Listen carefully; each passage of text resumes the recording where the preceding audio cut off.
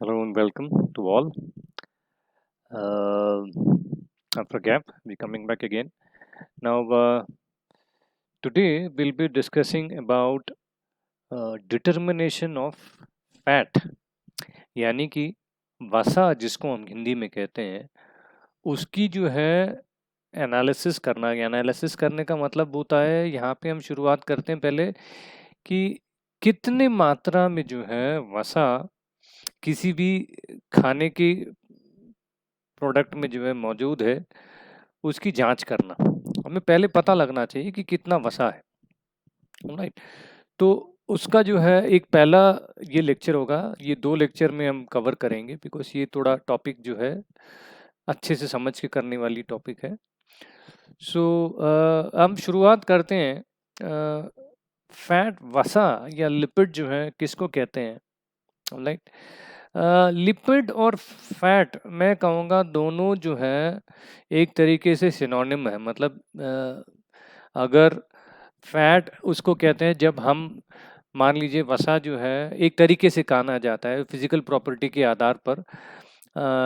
अगर solid state में किसी पर्टिकुलर टेम्परेचर में सॉलिड स्टेट में आपको वसा मिलती है तो हम उसको फैट्स लिपिड्स कह सकते हैं।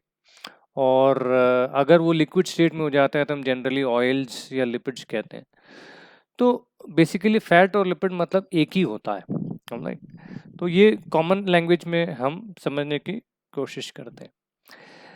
अब फैट या वसा के बारे में जो है जांच करने से पहले कि कितनी मात्रा में खाना में मौजूद है, हमें ये ज़रूरी है कि वसा क्या है वो समझ लें पहले, राइट। देखिए वसा हमने जैसे पढ़ा मैक्रो न्यूट्रिएंट्स में हम उसको शामिल करते हैं। मैक्रो न्यूट्रिएंट्स में हमें पता है कार्बोहाइड्रेट, प्रोटीन और फैट्स जो है यानी कि वसा जो है शामिल होता है, जिसमें वसा का जो है बहुत ही एक अहम किरदार है खाने में, इसका बहुत इम्पोर्टेंस है। नाउ हमारे डाइट का जो है बहुत ही इम्पोर्टेंट हिस्सा बनता है। कारण हम इसको इम्पोर्टेंस इसलिए देते हैं क्योंकि ये कार्बोहाइड्रेट, प्रोटीन और वसा में सबसे ज़्यादा एनर्जी, ऊर्जा जो है हमें वसा से जो है मिलते हैं। वसा के टूटने से, ब्रेकडाउन होने से हमारे शरीर को जो है सबसे ज़्यादा ऊर्जा मिलती है, ठीक है। ये यहाँ पे अगर आप देख सक रहे हैं तो ये अप्रॉक्सीमेटली 9 किलो कैलोरीज मिलता है। 1 ग्राम के वसा टूटने से हमें अप्रॉक्सीमेटली 9 जो है किलो कैलोरीज एनर्जी मिलती है, ओके। वसा के टूटने से हमें अप्रॉक्सीमेटली 9 किलो कैलोरीज एनर्जी मिलती है। सो सबसे ज़्यादा एनर्जी हमें जो है मैक्रोन्यूट्रिएंट्स में से वसा यानी कि फैट से मिलती है, ओके। इसके अलावा कुछ जो है हमारे शरीर के, हमारे सेल्स के अंदर कुछ ऐसे शरीर के स्ट्रक्चरल कंपोनेंट्स होते हैं जिनमें जो है वसा का रहना बहुत ज़रूरी है। वसा को लेके ही वो बना जाता है। कभी कभार प्रोटीन और वसा का जो है, लिपिड का जो है मिश्रण से बनता है, कभी कभार प्रोटीन और कार्बोहाइड्रेट के मिश्रण से बनता है। तो इन एनी केस हमारे शरीर के नॉर्मल एग्जिस्टेंस के लिए भी हमें वसा की जो है ज़रूरत होती है। सो इसीलिए जो है हमारे खाने में वसा का मौजूद होना, हमारे डाइट में वसा का मौजूद होना जायज़ है और ज़रूरी है। बट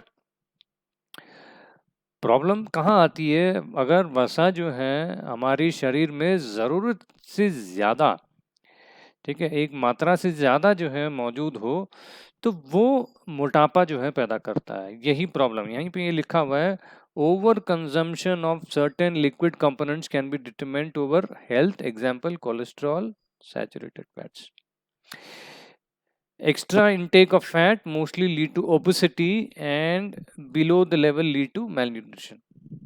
अगर ज़रूरत से ज़्यादा लें तो मोटापा आती है, ज़रूरत से कम लें तो जो है कुपोषण होने की जो है, malnutrition होने की, कुपोषण ओके होने की चांसेस होती है ना। देखिए वसा का, लिपिड का जो है बहुत ही सीधी चीज़ है। लिपिड को लेके इन जनरल मैं बताऊं आपको, हमारी शरीर को ना रोज़मर्रे के काम में हमारी हर एक व्यक्ति का जो है अपनी दिनचर्या देखें, दिनचर्या में यानी कि डेली रूटीन जिसको हम कहते हैं, हर एक इंसान की दिनचर्या में उस इंसान के काम के अनुसार, उसके लाइफ़स्टाइल के, रहन-सहन के अनुसार जो है, उसका दिनचर्या जो है अलग होता है। हर एक इंसान का अलग होता है। तो जो भी आपका शरीर काम करता है, यानी कि आपके शरीर में आपका दिमाग भी एक पुर्जा है, दिमाग का काम करने में भी ऊर्जा की जो है ज़रूरत होती है। सो आप मान लीजिए जैसे अभी हम आपके सामने कंप्यूटर में बैठे हैं, लैपटॉप में बैठे हैं बट बोल रहे हैं, और दिमाग में काम कर रही है। हालाँकि शरीर पे कम लोड है, हाथ पैरों पे कम काम जो है बट बोलना तो अंदर से जो है आवाज़ निकालना, तो शरीर में इसके लिए भी ऊर्जा की ज़रूरत होती है। बट मैं चलूँ-फिरूँ उससे उसके मुकाबले इसमें जो है, क्योंकि मैं बैठ के बोल रहा हूँ तो उसके मुकाबले कम ऊर्जा की ज़रूरत होती है। तो इन दिनों में क्योंकि ज़्यादातर हम लोग जो हैं घर में बैठे हैं, हमारी जो है फ़िज़िकल एक्टिविटी जिसको कहते हैं, यानी कि शारीरिक श्रम हमारी जो है कम है। ऐसे समय में जो है ये समझदारी होती है कि हम कम वसा के, यानी कि कम एनर्जी देने वाली जो है पदार्थ को जो है खाएँ, जिससे कि मोटापा ना बढ़े। देखिए हमारी शरीर को रोज़मर्रे के काम के लिए जितनी ऊर्जा चाहिए उतना खाएँ। अगर उससे ज़्यादा हम खाएँ, ठीक है, ज़ाहिर-सी बात है वो ऊर्जा क्या करेगा, वो फालतू है, आपको शरीर को चाहिए तो नहीं। ख़ासकर वो वसा के रूप में जो है आपके शरीर में जगह-जगह जाके जो है डिपॉज़िट हो जाता है, इकट्ठा हो जाता है, और उसको हम एडिपोज़ टिश्यू कहते हैं। ओके, हम हमारी भाषा में जो है हम कहते हैं इसकी चर्बी चढ़ी हुई है, कहते हैं चर्बी। चर्बी जो है बढ़ जाती है तो मोटापा आता है। तो कॉमन सेंस ये कहता है कि आपके रोज़मर्रे की जितने काम हैं, आपका जो शारीरिक और दिमागी की श्रम है, उसके ज़रूरत के अनुसार जो है अपना जो है डाइट प्लान आप रखें, अपने खाने-पीने की जो है आप ध्यान रखें, जिसमें कि आप ये ध्यान में रखिएगा कि वसा जो है सबसे ज़्यादा ऊर्जा पैदा करती है। 1 ग्राम में जैसे आपने देखा 9 किलो कैलोरी तक जो है अप्रॉक्सिमेटली ऊर्जा आपको मिलती है। अगर हम वसा वाले पदार्थ को ज़्यादा खाते हैं, ज़ाहिर-सी बात है आपकी शारीरिक श्रम जो है ज़्यादा होनी चाहिए, जिससे कि आप उसको पचा के जो है उस ऊर्जा को आपके शरीर में जो है इस्तेमाल कर सकें। इस्तेमाल नहीं होगा तो मोटापा होगा, राइट।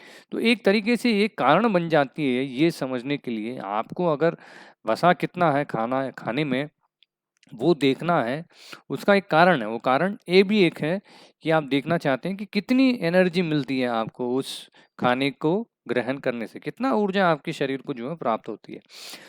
वो एक कारण बन जाता है, एक मेन कारण आज के डेट में लोग जो हेल्थ कॉन्शियस जिनको कहते हैं, ओके, उनके लिए ये बहुत इम्पोर्टेंट जो है एस्पेक्ट हो जाती है। नाउ दूसरी बात ये है, वसा का जो है खाने में मौजूद होने से खाने की जो है अपने खुद के जो गुण हैं वो अलग होती है।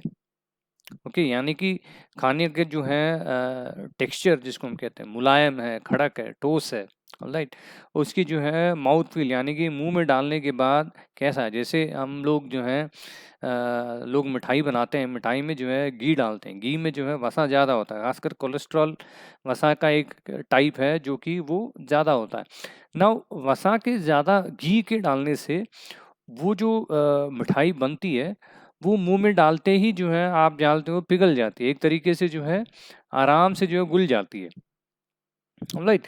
तो उसका रीज़न ये है, उसका जो मुलायम पना जो है आती है वो वसा के वजह से आती है।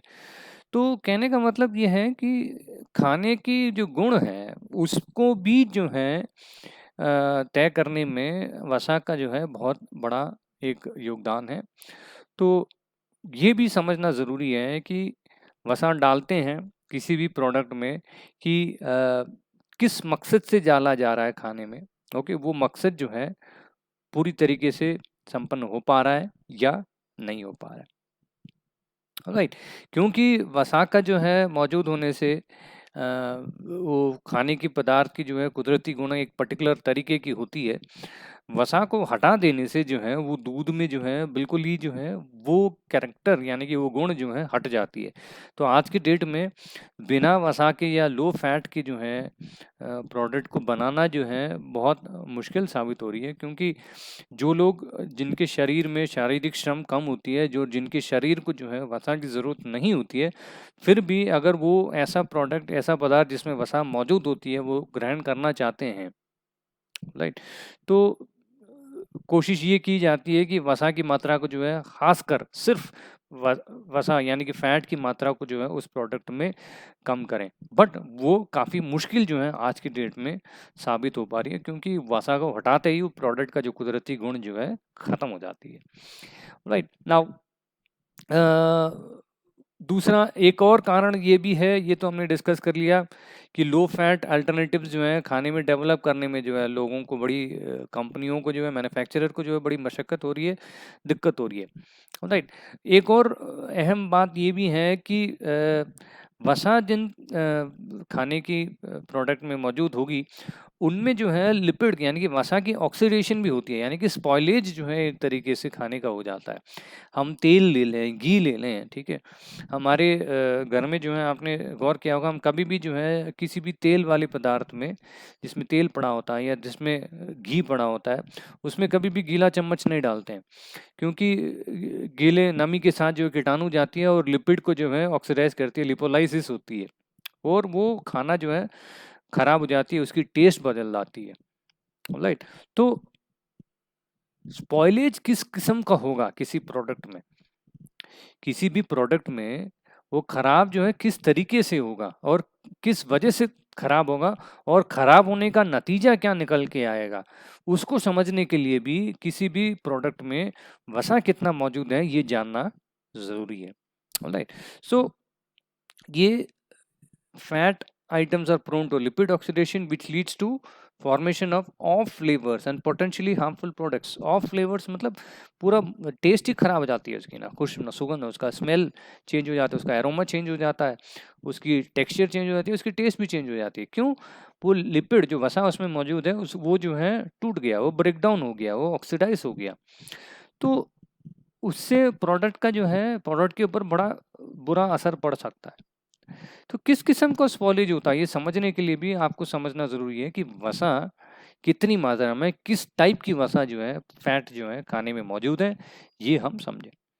तो एक फूड फूड एनालिस्ट के तौर पे आप अगर आप फूड एनालिसिस की बात करें, जो इंसान फूड एनालिसिस करता है उसके नज़रिए से जो है दो चीज़ें बहुत अहम हैं जब वो फैट की जो है डिटर्मिनेशन की बात कर रहा है। वो दो चीज़ों में से एक है इसकी कॉन्सेंट्रेशन, यानी कि फैट जो है कितनी मात्रा में खाने में, पर्टिकुलर खाने में, फलाना खाने में जो है मौजूद है, ये उसके लिए जो है बहुत अहम बात होती है। उसके अलावा किस किस्म का वसा मौजूद होती है ये भी जो है उसके लिए बहुत इंपॉर्टेंट होता है।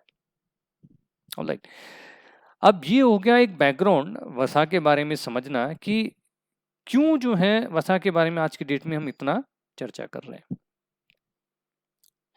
ठीक है, तो आज अभी जो अगला जो हमें एस्पेक्ट कवर करना है, देखिए हमें वसा तो देखना है ना कि किसी भी चीज़ को जांचने के लिए उसके बारे में पूरा जो है जानकारी रखना ज़रूरी है। ओके, कुछ बेसिक समझें तो उससे जो है जो भी हम एक्सपेरिमेंट्स कैसे वसा की डिटर्मिनेशन करते हैं, ये किया जाता है, वो समझने में जो है आसानी हो जाती है।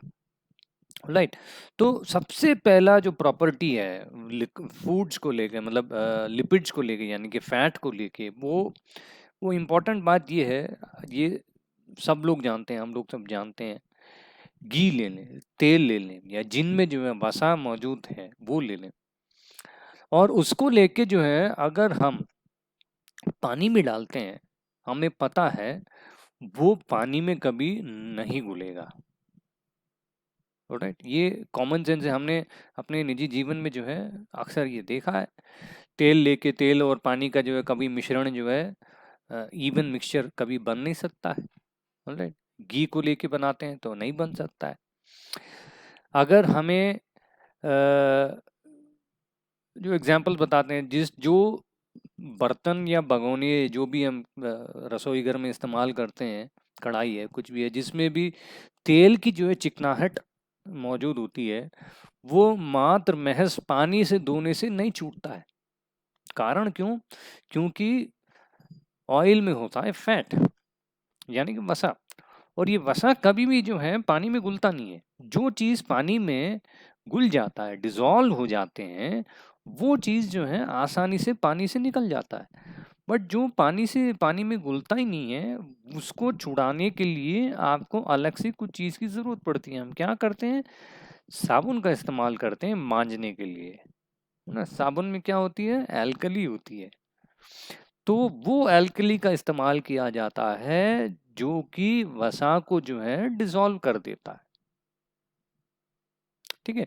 देखिए, ये सब चीज़ें जो है ना हमारी निजी जीवन में, अगर हम अपने आसपास की चीज़ों को जो है गौर करके देखें और दिमाग में सवाल पैदा करें कि ये ऐसा क्यों है, तो हमें इन सब चीज़ों के जो है जवाब आसानी से समझ में आ जाएगी। जब इन सब चीज़ों का जवाब जो है हमें आसानी से समझ में आ जाता है, तो वैज्ञानिक तौर पर हमें एक्सपेरिमेंट्स करने में या एक्सपेरिमेंट्स डिज़ाइन करने में ज़्यादा मशक्कत करने की आवश्यकता नहीं पड़ती। आसानी से जो है एक्सपेरिमेंट्स भी जो है समझ में आने लगते हैं। ठीक है? तो जो पहला जो प्रॉपर्टी यहाँ पे जो है लोग डिस्कस कर रहे हैं, lipids are soluble in inorganic solvents. यहाँ पे अगर आपने साइंस पढ़ी है, साइंस ना भी पढ़ी है, ये तो कॉमन सेंस है। एक सॉल्यूशन जब बात करते हैं, सॉल्यूशन के दो हिस्से होते हैं, एक होता है सॉल्वेंट, एक होता है सोल्यूट। सोल्यूट वो जिसको घोला जाता है, सॉल्वेंट वो होता है जिसमें घोला जाता है। तो एक शुगर सॉल्यूशन कहते हैं, यानी कि चाशनी कहते हैं। तो चाशनी में जो है चीनी जो है सॉल्यूट है, और पानी जो है सॉल्वेंट है। जिसमें घोला जाता है, यानी कि पानी में घोला जाता है, तो वो सॉल्वेंट है। और चीनी जिसको घोला जाता है उसको हम सॉल्यूट कहते हैं, यानी कि चीनी। ओके, तो यहाँ पे ये लिख रहे हैं कि ऑर्गेनिक सॉल्वेंट लिपिड जो है सिर्फ ऑर्गेनिक सॉल्वेंट में ही, ठीक है, घुलता है, पानी में नहीं घुलता। यही बात हमने अभी डिस्कस करी है।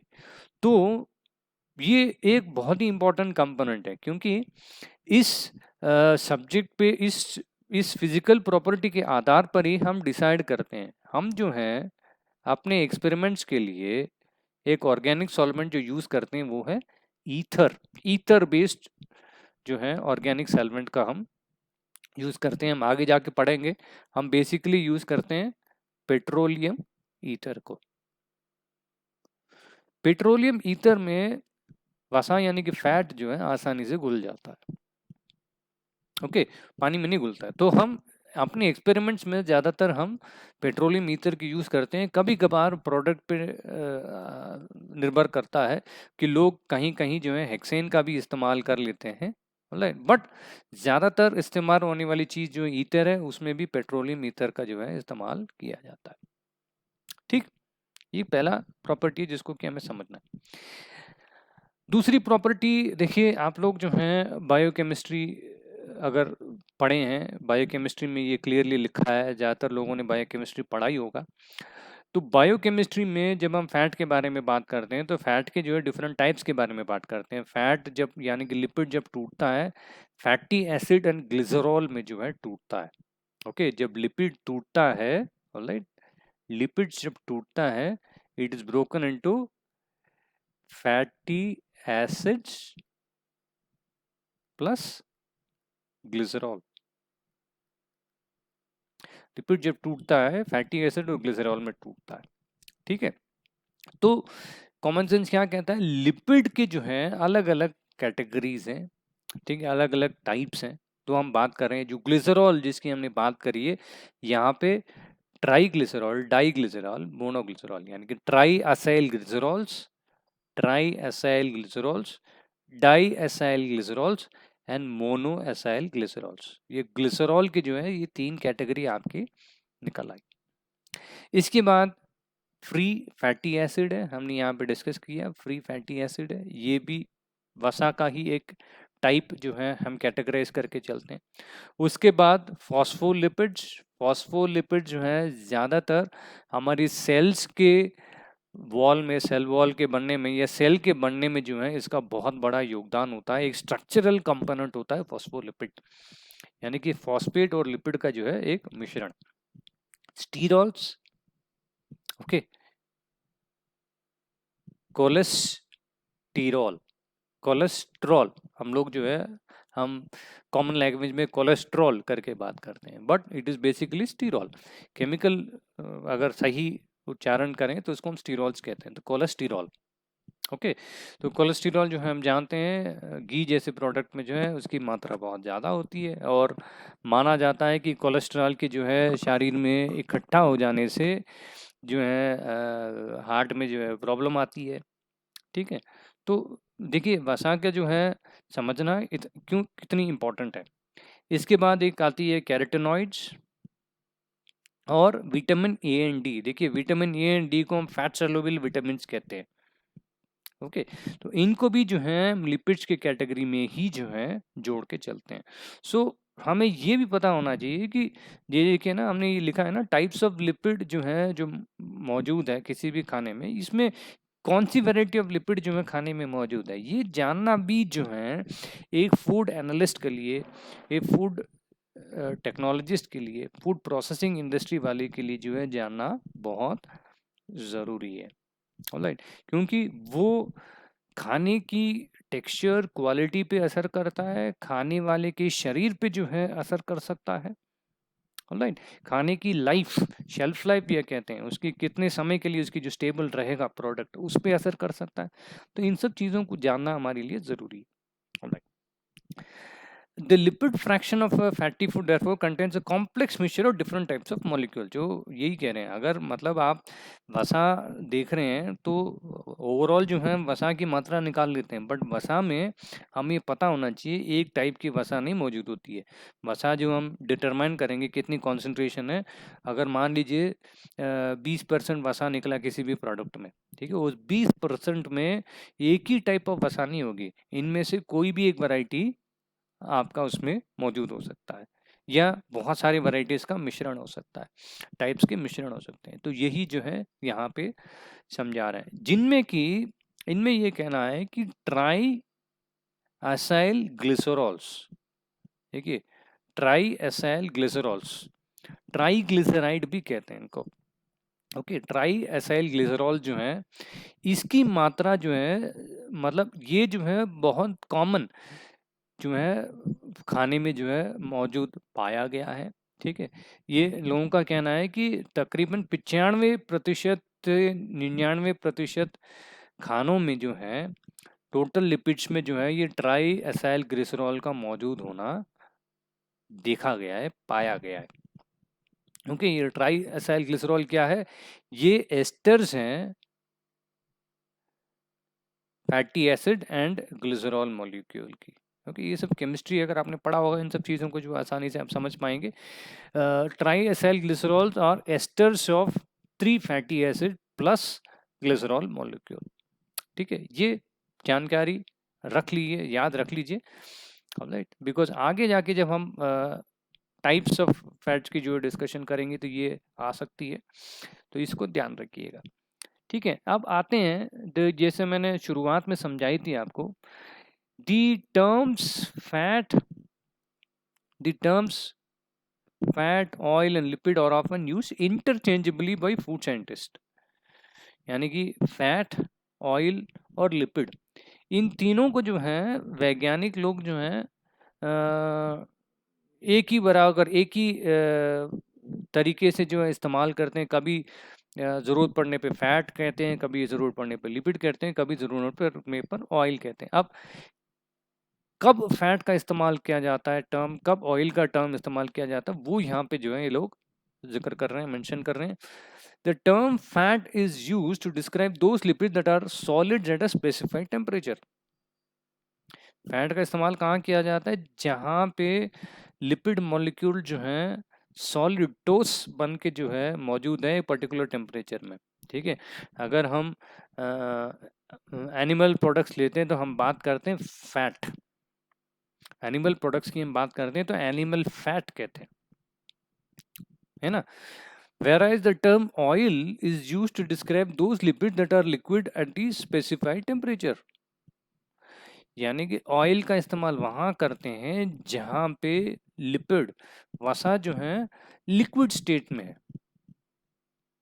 ठीक है, तो उसको हम ऑयल्स कहते हैं। एग्जाम्पल जो है, हम प्लांट प्रोडक्ट से ज्यादातर जो है ऑयल्स का इकट्ठा करते हैं, ऑयल इकट्ठा करते हैं, ठीक है ना, तो वो भी वसा ही है, बट प्लांट में वो लिक्विड स्टेट में होता है, एनिमल में इकट्ठा होके वो ठोस हो जाती है, वो फैट हम कहते हैं।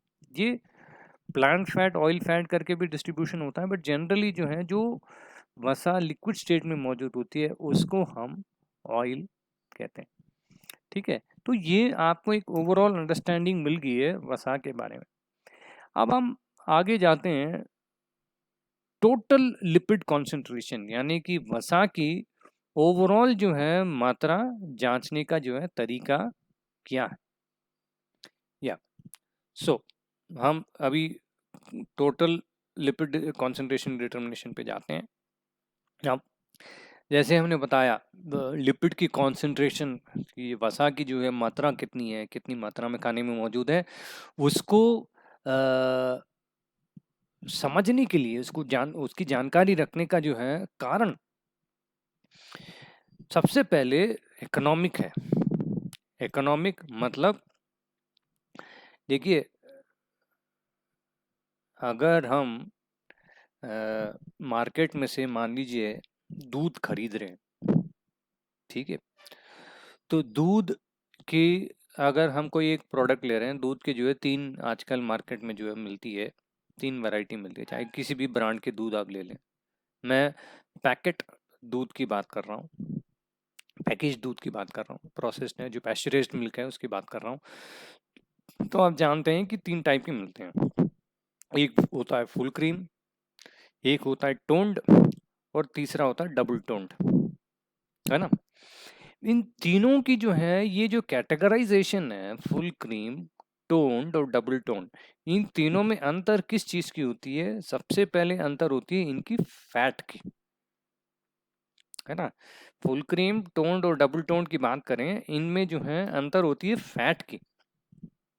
फैट के साथ साथ कुछ और मिल्क प्रोडक्ट जिसको एसएनएफ कहते हैं, उसकी हम यहाँ अभी चर्चा नहीं करेंगे, नहीं तो वो कंफ्यूजिंग हो जाएगा। बट फैट की जो है मोटी मोटी बात ये है, फुल क्रीम यानी कि उसमें जो है फैट की मात्रा जो है 6% प्रतिशत के करीब जो है, समवेयर अराउंड दैट 4.56% के आसपास होती है, ओके, यानी कि फैट की मात्रा ज्यादा होती है टोन्ड के मुकाबले।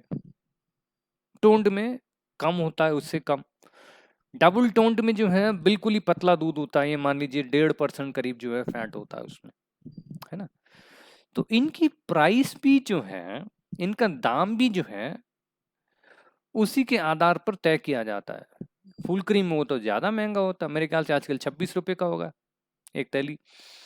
अगर आप टोन्ड लेते हैं तो 21 रुपीस के रुपए के आसपास आती है, और अगर आप डबल टोन लेते हैं तो हो सकता है 17-18, मुझे ऐसे पैसे की ध्यान नहीं है, बट ये प्राइस डिफरेंस।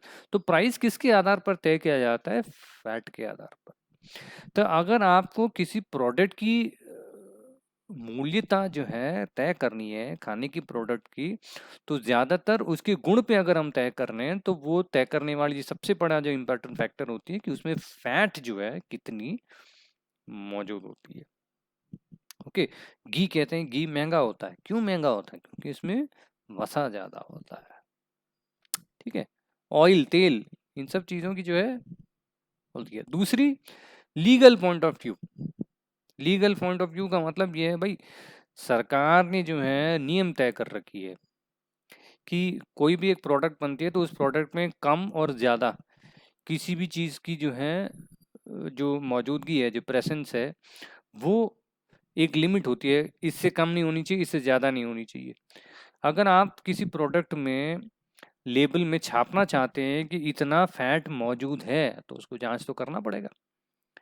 तो सरकार कहती है कि कोई भी प्रोडक्ट है, आप खाने पीने की चीज़ मिलती हैं, तो बिना, जैसे हमने डिस्कस करी थी पिछले वीडियोस में, वो न्यूट्रिशनल फैक्ट्स की जो है वो टेबल के बिना जो है आप मार्केट की पैकेजिंग कर ही नहीं सकते। वो मार्केट की मतलब पैकेजिंग जो है प्रोडक्ट में दिखाना ही पड़ेगा, अनिवार्य है, वो नियम दिखाना है, कानून है।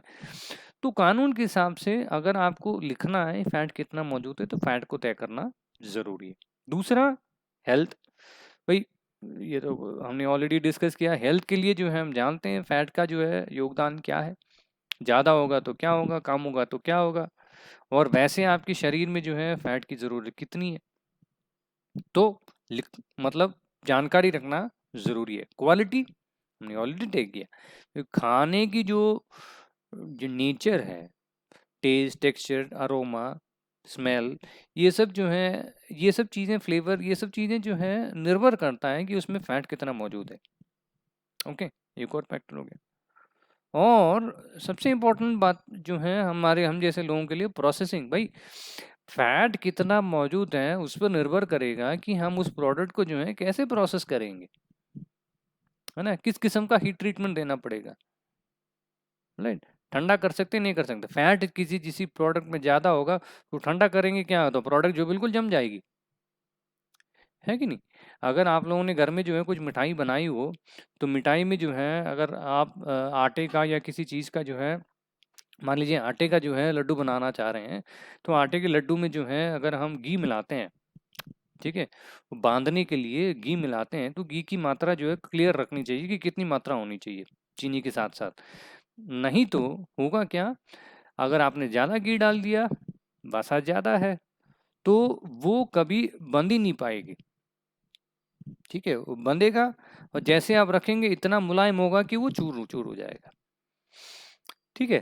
तो लोग करते भी क्या है, गरम गरम घी को जो है बिल्कुल पिघला के जो है उसको मिला के बांध देते हैं, लड्डू बांध देते हैं, बांधने के बाद जो है उसको टोस्ट बनाने के लिए जो है निकाल के फ्रिज में रखते हैं। तो जैसे फ्रिज में रखते हैं, फ्रिज में रखते होता क्या है, ठंडा होने के बाद जो वसा है वो बंध जाती है, मतलब एकदम टोस्ट हो जाती है, इसीलिए लड्डू जो है टोस्ट हो जाती है। देखिए ये सब चीज़ें जो हैं प्रोसेसिंग के दौरान समझने वाली बेसिक साइंस है, इसको समझने से हमें बहुत फायदा है, ठीक है। तो वसा की मात्रा जानना फूड प्रोसेसिंग में, डेयरी प्रोसेसिंग में जो है बहुत ही लाभदायक साबित हो सकता है, ठीक है।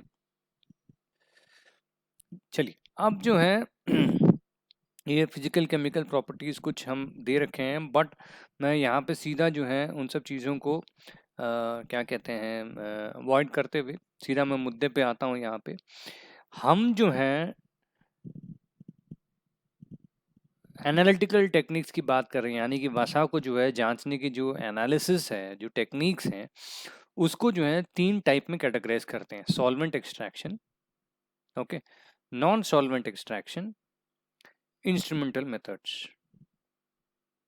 Solvent extraction, non solvent extraction और इंस्ट्रूमेंटल मेथड्स, जिसमें कि आज जो हम चर्चा करने वाले हैं और सबसे कॉमन, और डेयरी वाले फूड्स को छोड़ के, डेयरी प्रोडक्ट्स को छोड़ के, मैं रिपीट कर रहा हूँ, डेयरी प्रोडक्ट्स को छोड़ के बाकी अन्य जो है फूड प्रोडक्ट्स में जो है जो टेक्निक इस्तेमाल की जाती है वो है सॉल्वेंट एक्सट्रैक्शन वाला टेक्निक, वो है सॉल्वेंट एक्सट्रैक्शन टेक्निक। इसी को जो है सब फूड प्रोडक्ट्स में इस्तेमाल किया जाता है, डेयरी प्रोडक्ट को छोड़ के, दूध, घी, मक्खन, पनीर वगैरह वगैरह, इनको छोड़ के बाकी सब में जो है हम सॉल्वेंट एक्सट्रैक्शन मेथड ही इस्तेमाल करते हैं। सॉल्वेंट एक्सट्रैक्शन मेथड जैसे हमने बताया, हमने ऑर्गेनिक सॉल्वेंट की बात करी थी, यानी कि हम यहाँ पे ईथर, पेट्रोलियम ईथर का इस्तेमाल करते हैं ऑर्गेनिक सॉल्वेंट, ओके। पेट्रोलियम क्या करता है, उसमें फैट जो है डिसॉल्व होके निकल के आ जाता है, राइट। नाउ इसकी जो है थोड़ी बेसिक अंडरस्टैंडिंग समझने की कोशिश करते हैं, ठीक है, right. So let's see, the fact that lipids are soluble in organic solvents but insoluble in water provides the food analyst with a convenient method of separating the lipid components in food from water soluble components such as proteins, carbohydrates and minerals. देखिए हमने यही चर्चा की थी, पानी में जो है वसा नहीं घुलता है, ये एक बहुत फंडामेंटल चीज है जो कि हमें पता है, हमने समझ लिया। बट खाने में मौजूद जो दूसरे टाइप ऑफ जो न्यूट्रिएंट्स हैं, जैसे प्रोटीन है, कार्बोहाइड्रेट है, मिनरल है, ये आसानी से पानी में घुल जाते हैं, ये हमें पता है, ठीक है ना। सो ये जो साइंस है कि वसा जो है पानी में नहीं घुलता है और बाकी घुल जाते हैं, और वसा जो है ऑर्गेनिक सॉल्वेंट्स में ही घुलते हैं, वो भी particular type of organic solvents में। ये जो साइंस और अंडरस्टैंडिंग है, ये हमारे लिए जो है फायदेमंद साबित होती है, खासकर जो फूड एनालिसिस करना चाहते हैं उनके लिए। ये कह रहे हैं कि solvent extraction method is the most common for isolating lipids from food, determine the total lipid content of food. तो ये जो हम मेथड बात कर रहे हैं, सॉल्वेंट एक्सट्रैक्शन मेथड, इसको सॉक्सलेट मेथड भी कहते हैं। सॉक्सलेट, ओके, उसका मैं जो है अगर मैं स्पेलिंग लिखना चाहूँ, it is SOXHELET, Soxhlet method भी कहते हैं। ओके, तो सॉक्सलेट मेथड या सॉल्वेंट एक्सट्रैक्शन मेथड कहते हैं, ये सबसे ज़्यादा कॉमन जो है इस्तेमाल किया जाने वाला टेक्निक है फैट की डिटरमिनेशन के लिए। ये सॉल्वेंट एक्सट्रैक्शन मेथड में स्टेप्स हैं कुछ, ओके, जिसमें कि पहला स्टेप ऑलरेडी हम डिस्कस कर चुके हैं। अगर आपको याद हो, हमने जो है प्रॉक्सिमेट एनालिसिस की जो वो एक चार्ट, फ्लो चार्ट सा देखा था, उसमें सबसे पहले जो है अगर हमने मॉइस्चर हटा लिया यानी कि ड्राइंग कर ली, ठीक है, उसी से हम एक्सट्रैक्शन करते हैं, फैट के लिए ईथर एक्सट्रैक्शन करते हैं, जो हमने डिस्कस कर लिया। यानी कि सबसे पहला जो स्टेप है वो है रिमूवल ऑफ मॉइस्चर। इसको हम रिमूवल ऑफ मॉइस्चर भी कह सकते हैं।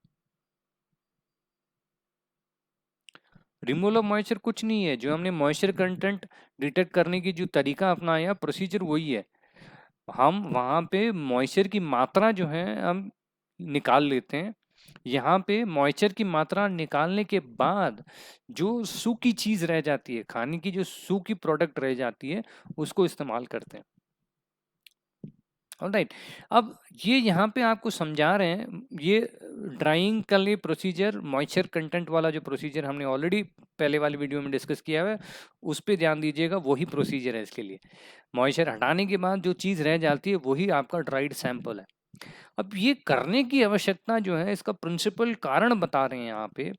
अगर आप ऑर्गेनिक सॉल्वेंट्स को यूज़ करके खाने में मौजूद वसा को जो है डिसॉल्व कराना चाह रहे हैं उस ऑर्गेनिक सॉल्वेंट में, ठीक है, तो आपको ध्यान रखने वाली बात ये है कि अगर खाने में नमी मौजूद होगी, अगर खाने में नमी मौजूद होगी, तो जैसे ही आप ऑर्गेनिक सॉल्वेंट डालेंगे, वो ऑर्गेनिक सॉल्वेंट जो है खाने के भीतर उतना जो है पेनिट्रेट नहीं कर पाएगा, यानी कि घुस नहीं पाएगा, जितना जो है वो उसमें खाने के साथ डिसॉल्व होने की क्षमता, खाने को डिसॉल्व करने की जितनी क्षमता है, उसकी पूरी क्षमता में वो काम नहीं कर पाती है। तो नमी को हटा लेना बहुत ज़रूरी है। तो हम बेसिकली सैंपल को ड्राइंग करते हैं, यानी कि मॉइस्चर को हटा देते हैं। वो है आपका पहला स्टेप। दूसरा स्टेप, पार्टिकल साइज को रिड्यूस करना। आपने सुखा दिया, सुखाने के बाद जो ड्राइड मटेरियल है उसको आप ग्राइंड कर देंगे, यानी कि बिल्कुल पाउडर सा बना देंगे। पाउडर से बनाने का जो है कारण ये होता है कि सरफेस एरिया बड़ा हो जाता है और आपकी जो प्रोडक्ट है, जो भी खाने की प्रोडक्ट है, वो होमोजेनाइज हो जाती है। यानी कि देखिए, जैसे आप पाउडर बनाते हैं ना, अब मिक्सी में भी डाल के जो है किसी चीज़ को आप मिक्स करते हैं। जैसे हम लस्सी को मान लीजिए, लस्सी को जो है मिक्सी में डाल के फेंटते हैं। फेंटने का पर्पज़ क्या है? पूरा मिक्स कर देते हैं, बराबर कर देते हैं।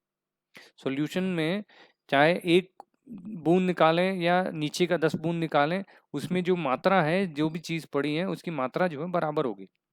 इसीलिए हम मिक्स करते हैं। तो बेसिकली ग्राइंड करने का मकसद ये होता है, हम उसको थरोली मिक्स कर देते हैं।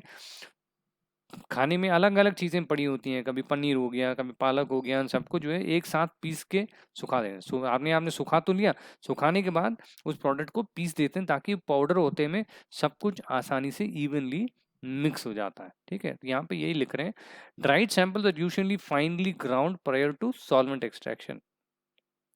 To produce more homogeneous sample. Homogeneous का सैंपल जो है थरोली मिक्स किया हुआ सैंपल को मिलने के लिए हमें वो मिलता है। And it increases the surface area of lipid expose to the solvent. जो लिपिड मॉलिक्यूल जो वसा जो मौजूद होती है खाने में, उसकी सरफेस एरिया को बढ़ा देता है।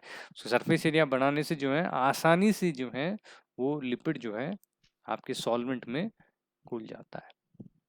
ठीक है, अब जो नेक्स्ट स्टेप है वो है एसिड हाइड्रोलिसिस। क्या है? Acid hydrolysis.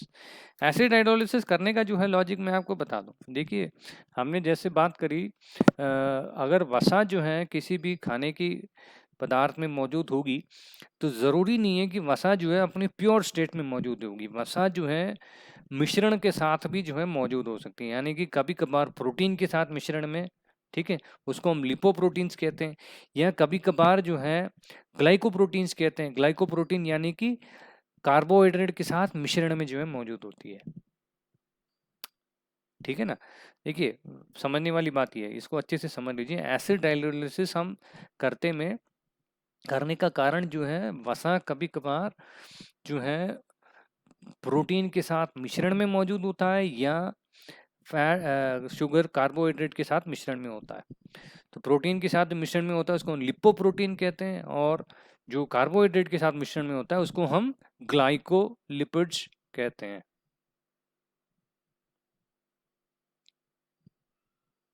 ठीक है, तो हम एसिड हाइड्रोलिसिस करते में क्या करते हैं, जो ये जो मिश्रण इन दोनों के बीच में जो बॉन्ड है, एक लिपिड मॉलिक्यूल है, एक प्रोटीन मॉलिक्यूल है, इन दोनों के बीच में मिश्रण है, इसको हम लिपोप्रोटीन कहते हैं। इस बॉन्डिंग को जो है हमें तोड़ना है। जब हम एसिड हाइड्रोलिसिस करते हैं, एसिड में आप प्रोटीन और लिपिड के बीच की जो बॉन्ड है उसको तोड़ देते हैं और लिपिड बरकरार रहता है, प्रोटीन हट जाता है। सिमिलरली ग्लाइकोलिपिड्स में, यानी कि कार्बोहाइड्रेट और लिपिड के बीच में जो मिश्रण है उसमें कार्बोहाइड्रेट को तोड़ के अलग कर देते हैं लिपिड से, तो लिपिड जो है प्योर स्टेट में मिल जाता है। तो हमें एसिड हाइड्रोलिसिस करने का मकसद जो है यही है, यानी कि आप लिपिड को प्योर फॉर्म में अलग कर दें, ब्रेक डाउन कर दें, किसी भी चीज़ के साथ मिश्रण में वो मौजूद ना हो। अगर मौजूद होगा तो आपके सॉल्वेंट एक्सट्रैक्शन में दिक्कत पड़ जाएगी। तो एसिड हाइड्रोलिसिस में आपकी प्रोडक्ट में, पदार्थ में मौजूद प्रोटीन और कार्बोहाइड्रेट, ये दोनों जो है हट जाती है, दोनों जो है हट जाती है। बचता क्या है मैक्रोन्यूट्रिएंट में? सिर्फ वसा। ओके, तो एसिड हाइड्रोलिसिस जनरली जो है 1 घंटे के लिए खाने को, पिसा हुआ पाउडर्ड प्रोडक्ट को 1 घंटे के लिए आप हाइड्रोक्लोरिक एसिड में जो है रखेंगे। 3N यानी कि 3 नॉर्मेलिटी हाइड्रोक्लोरिक एसिड में जो है आप अपने प्रोडक्ट को, यानी कि ग्राइंड किया हुआ प्रोडक्ट को, सुखा के ग्राइंड किए हुए प्रोडक्ट को HCl में रखेंगे 1 घंटे के लिए। अब इसके बाद शुरू होता है हमारा एक्चुअल सॉल्वेंट बेस एक्सट्रैक्शन।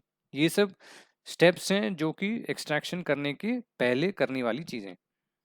पहले स्टेज में हमने पानी को हटा दिया, दूसरे स्टेज में हमने उसको पाउडर कर दिया, बिल्कुल होमोजेनस कर दिया, एक बराबर कर दिया पूरे खाने के मिश्रण को, जो ड्राई मैटर है। उसके बाद हमने उसमें से कार्बोहाइड्रेट और प्रोटीन को जो है हटा दिया, अब बचा वसा। बट वसा कितना है वो हमें जांचना है। उसके लिए हम क्या करते हैं, देखिए, ये प्रोसीजर में जो है हमें इन सब चीज़ों की आवश्यकता होती है। इसमें हमें वेइंग बैलेंस की ज़रूरत होती है, यानी कि तोलना है, वजन तोलना है आपको। तोलने के लिए आपको चाहिए सॉक्सलेट अपैरेटस, ये मैं दिखाऊंगा सॉक्सलेट अपैरेटस कैसे दिखता है। ड्राइंग अवन, अवन हमने मॉइस्चर में लिए दिखा दिया था आपको कैसे होता है ड्राइंग ऑन। थिम्बल, थिम्बल जो है ऐसे एक अलग मटेरियल का एक ऐसे टेस्ट ट्यूब टाइप का होता है, but this is made of specific material, वो मैं अभी आपको बता दूंगा। देन इसको हम थिम्बल कहते हैं, राइट। देन ए हीटिंग मेंटल, हीटिंग मेंटल मतलब ये एक बट्टी टाइप का होता है, वो बिजली से चलने वाली बट्टी समझ लीजिएगा। अब उसमें जो है टेम्परेचर आप तय कर सकते हैं, वो गर्माहट जो है पैदा करती है, राइट। ये सब चीज़ें मैं आपको दिखाऊंगा कैसे दिखती है, इसको हम हीटिंग मेंटल कहते हैं। ग्लास रोड तो ये सिंपल चीज़ें हैं। डेसिकेटर, ये भी हमने आपको मॉइस्चर कंटेंट निकालते हुए देखा था, प्लास्टिक जैसी सफेद रंग की थी, ऊपर आर पार क्लियर था, ट्रांसपेरेंट था, नीचे सफेद रंग की थी, उसके अंदर सिलिका जेल होता है, ये हमने आपको बता दिया था। तो डेसिकेटर विद सिलिका जेल, ठीक है। पेट्रोलियम ईथर, ये जो है सॉल्वेंट है जो लिक्विड स्टेट में होता है, ये हमें जरूरत पड़ती है। उसके अलावा कॉटन प्लग्स, तो इन चीजों की जो है हमें आवश्यकता होती है आपको क्या कहते हैं सॉक्सलेट एक्सट्रैक्शन करने के लिए। नाउ देखिए, इस डायग्राम को मैं जो हूँ थोड़ा छोटा कर दूं। ये जो है आपका सॉक्सलेट अपैरेटस है। क्या हो जाता है, इसको ऐसे कर दूं मैं।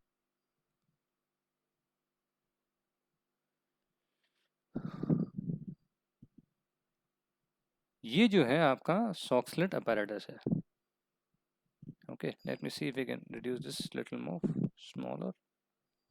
ठीक है, ये आपको दिख रहा होगा, ये जो है सॉक्सलेट अपैरेटस है। इसमें मैं एक एक करके आपको बताते जाता हूँ। ये जो यहाँ पे जो मैं जिसको रंग रहा हूँ, ठीक है ना, जो इस पूरे सिलिंड्रिकल चीज के भीतर जो मौजूद है, जिसको मैं लाल कर रहा हूँ, ये थिम्बल है। ओके, नाउ ये पूरे अपैरेटस को जो है हम सॉक्सलेट अपैरेटस कहते हैं। ठीक है, ये आपका राउंड बॉटम फ्लास्क हो गया, राउंड बॉटम फ्लास्क। ठीक है, नाउ इस पूरे जो प्रोसीजर है, मैं आपको इसको समझा देता हूँ। Like let me explain it to you. Explain करते करते जो ये बहुत आसान हो जाएगा, फिर मैं प्रोसीजर पढ़ दूंगा तो आपको समझने में ज़्यादा परेशानी नहीं होगी। ठीक है, so let us first discuss. सबसे पहले आप ये जो थिम्बल है, इस थिम्बल में जो है 5 ग्राम सैंपल जो है आपने तोल के यहाँ ले लिया। अब यहाँ पे इस चीज में, राइट, यहाँ पे क्या कहते हैं, इधर पे जो है हमने आपका petroleum ether,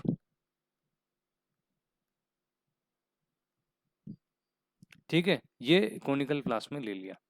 right, petroleum ether ऐसे सीधी जो है ये कोनिकल फ्लास्क को नहीं रखी जाती है, उसको मैं ड्रॉ करके दिखा देता हूँ। ये मैंने आपको बताया था ना, ये हीटिंग मैंटल जो है ऐसे होता है।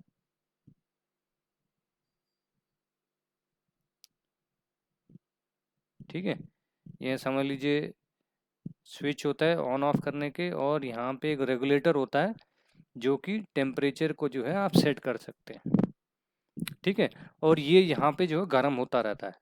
गर्म होते रहने से जो है ये पेट्रोलियम ईथर जो है, जो इसके भीतर है वो गर्म होता है। देखो, पेट्रोलियम ईथर जो सॉल्वेंट्स होते हैं ना, इनकी एक खासियत होती है, इनकी जो बॉइलिंग पॉइंट होती है ना, बॉइलिंग पॉइंट को तो आप जानते हो, जिस तापमान पे जो है उबाल आती है उसको हम बॉइलिंग पॉइंट कहते हैं, है ना। तो बॉइलिंग पॉइंट जो है इनकी कम होती है। यहाँ पे देखिए ये मेंशन किया होगा, इनकी बॉइलिंग पॉइंट जो है 60 डिग्री से 80 डिग्री के बीच में होता है। पानी का बॉइलिंग पॉइंट कितना होता है, 100 के करीब। इनका जो है बॉइलिंग पॉइंट कम होता है। बॉईल जब होता है तो कोई भी लिक्विड जब उबाल होती है तो क्या बन के निकलती है, वेपर्स बन के निकलती है। ठीक है, लाइक नाउ अब ये जो है कंडेंसर है। कंडेंसर का पर्पस क्या है, यहां से वाटर,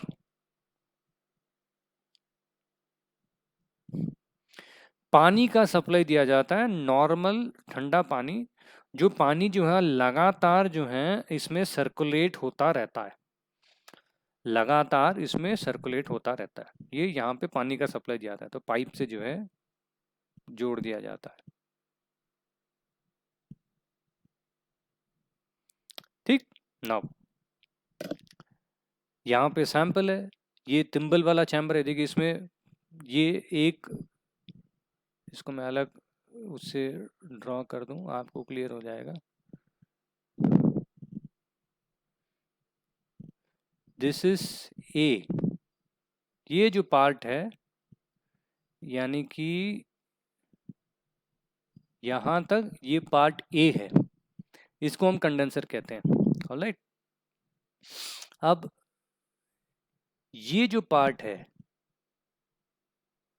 ये पूरा जो है वो है extraction chamber. This is part B, ठीक है।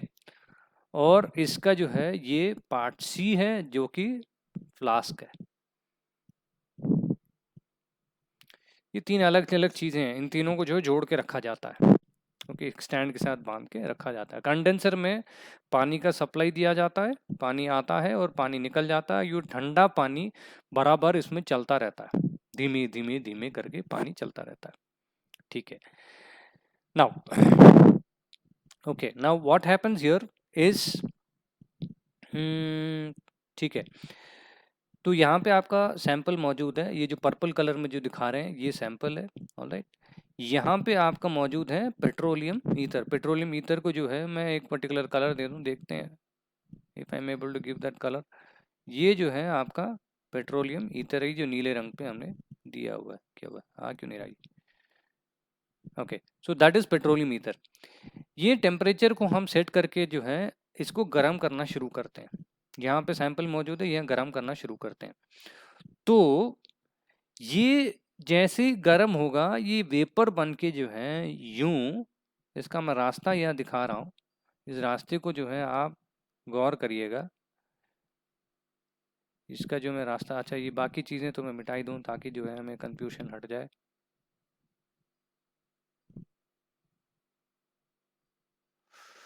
राइट, ठीक है, जो चीज़ें मैं सिर्फ ड्रॉ कर रहा हूँ इसमें हमने आपको दिखाया था। यहाँ पे आपका सैंपल आपने डाला हुआ है, सैंपल मौजूद है।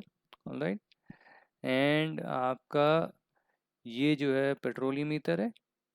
अब ये पेट्रोलियम ईथर जो है जैसे जैसे आप गर्म करते जाएंगे ये उड़ता जाएगा, ये वेपर बन के इस रास्ते से, जो मैं रास्ता आपको दिखा रहा हूँ, ये इस रास्ते से ओके यहाँ बन के निकलेगी और ये इधर निकलने की कोशिश करेगी। बट देखिए जब वेपर होता है, वेपर हमेशा ऊपर की तरफ, गर्म चीज जो है हमेशा ऊपर की तरफ जाती है। राइट, तो ये ऊपर चलने की जाती है, बट हमने क्या कर रखा है, यहाँ पे हमने क्या चीज रखी, पानी की सप्लाई दे रखी है।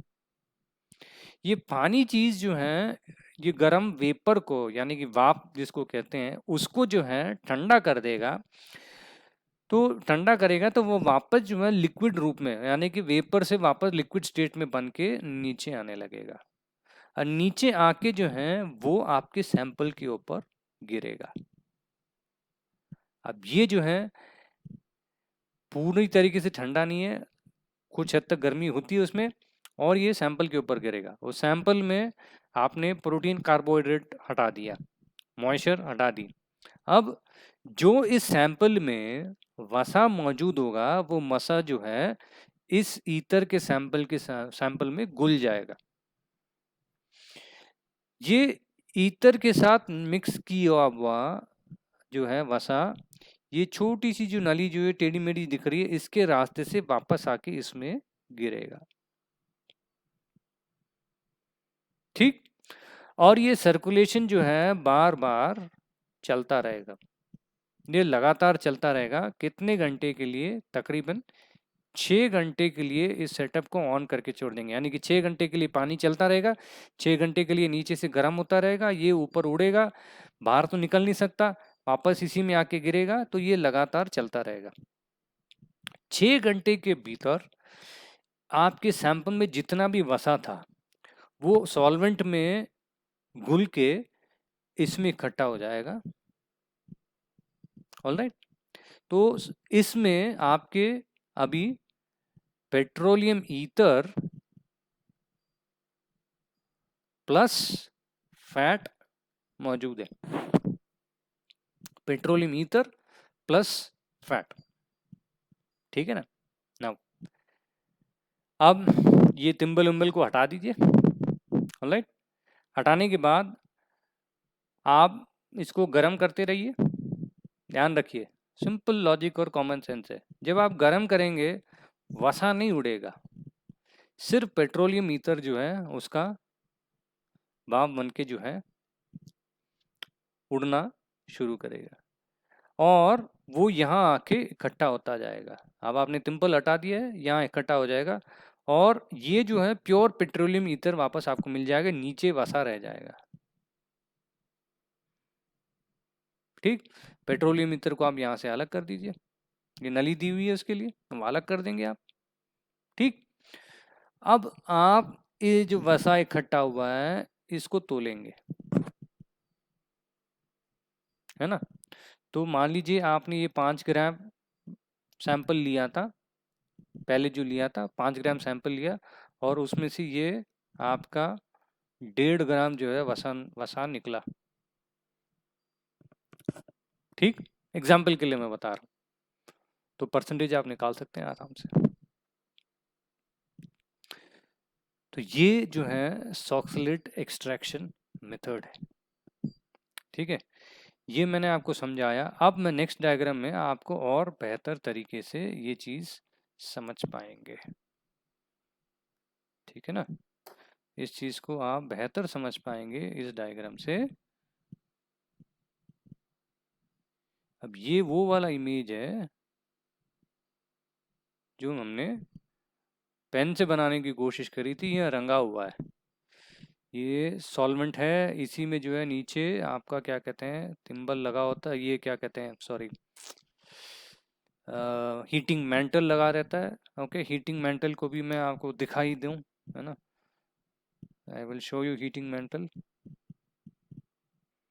हाँ जी, तो आप यहाँ देख सकते हैं इस चीज़ को हम हीटिंग मेंटल कहते हैं, ये जो आप देख रहे हैं इसी को हम हीटिंग मेंटल कहते हैं।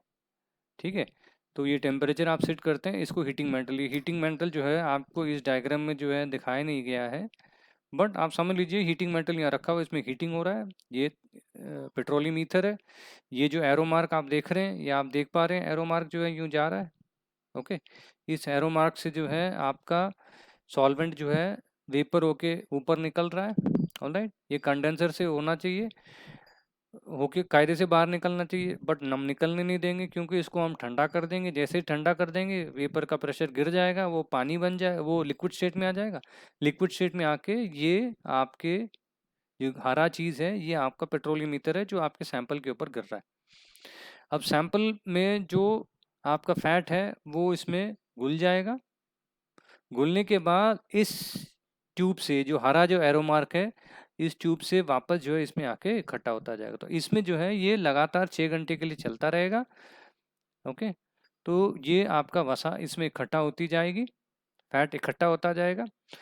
6 घंटे के बाद आप ये तिम्बल को हटा दीजिए, ये कंडेंसर को रखे रहिए और आप ये प्रोसेस को चालू रखिए।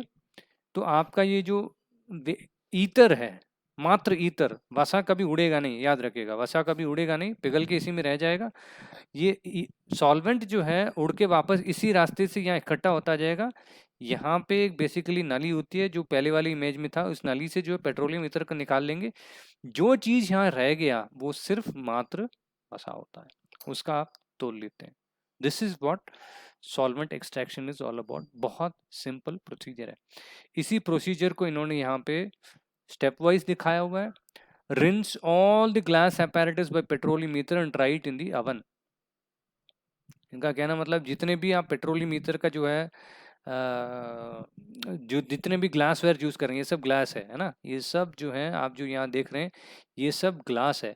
ये ग्लास से बने हुई चीज़ों को जो है अच्छे से पेट्रोलियम ईथर से एक बार रिंस करके, ठीक है, रिंस करके आप उसको अवन में रख के सुखा देते हैं, जिससे कि जो बचा कुचा मॉइस्चर वॉइस्चर है सब उड़ जाएगा उसमें। ऑलराइट, और ठंडा करते हैं आप डेसिकेटर में रख के। ओके, ठंडा करने के लिए हमेशा डेसिकेटर यूज़ किया जाता है, याद रखना है आपको। ऑलराइट, फिर 5 ग्राम सैंपल लेते हैं जो ग्राइंड किया हुआ है और इसको लेके तिम्बल में रखते हैं। तो तिम्बल मैंने बताया था आपको ऐसे दिखता है। ऑलराइट, तिम्बल में आपको एक बार दिखाई दूँ तिम्बल जो है, व्हाट तिम्बल इज। ठीक है, तो आप यहाँ पे बहुत सारी इमेजेस देख रहे हैं, ये सब तिम्बल का है। ठीक है, एक्सट्रैक्शन तिम्बल इसको कहते हैं। ये ग्लास माइक्रोफाइबर से बनाया हुआ होता है या सेल्यूलोस एक्सट्रैक्ट से, नाइट्रोसेल्यूलोस एक्सट्रैक्ट से बनाया होता है। ओके, अलग अलग मटेरियल का तिम्बल बनता है, डिपेंड करता है किस काम के लिए आप यूज़ कर रहे हैं। तो एक्सट्रैक्शन के लिए तिम्बल जो है ऐसे दिखता है, जैसे टेस्ट ट्यूब है, अलग मटेरियल का जो है बना होता है। This is what is basically called as a thimble. ठीक है, ये यहाँ पे और अच्छे से दिखाया है। ये तिम्बल को जो है ऐसे एक्सट्रैक्टर के अंदर रखा जाता है। ठीक है, तो आपने सॉक्सलेट एक्सट्रैक्शन तिम्बल जो है यहाँ दिखा रहे हैं आपको। ठीक है, दिस इज हाउ जो है दिखाया जाता है। This is how this thimble is place. इसी